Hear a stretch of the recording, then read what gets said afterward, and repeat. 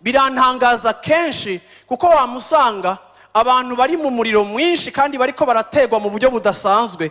Nibo bantu ba mbere usanga baba absa muri eglise. Nibo bantu ba mbere usanga badatonda niyo hari hakaryo kugusenga. Nibo bantu ba mbere batangura kuvayo no kwiposition no kwizamu ryabo ryo kurondera Imana kuko baba bibaza ngo bariko barirukanka muri iyo panique, bariko barirukanka kurondera inyishu.